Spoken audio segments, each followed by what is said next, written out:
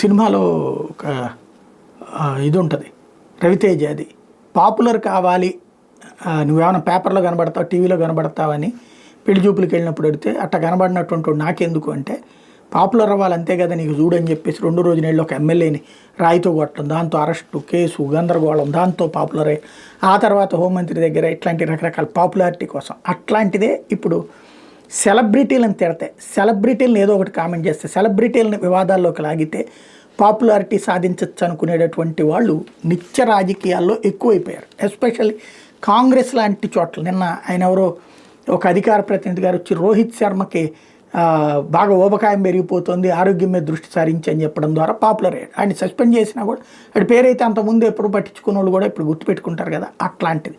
అట్లాగే ఇప్పుడు రష్మిక మందన తర్వాత మన తెలుగు సినిమాల్లో కూడా బాగా పాపులర్ అయినటువంటి అమ్మాయి కర్ణాటకకి సంబంధించినటువంటి అమ్మాయి, ఎమ్మెల్యే రవికుమార్ అక్కడ కాంగ్రెస్ ఎమ్మెల్యే గౌడ అమ్మాయిని గురించి కామెంట్ చేసుకొచ్చాడు. కన్నడ పట్ల డిస్రెస్పెక్ట్ పాటిస్తుందంట. ఏమన్నా అందే కన్నడ గురించి అమ్మాయి అందే ఏమన్నా అంటే లేదు, ఏదో ఒకటి మనం మాట్లాడాలి, అప్పుడు అమ్మాయి స్పందించాలి, అప్పుడు ఇతను ఆ ఏరియాలో పాపులర్ అవుతాడు.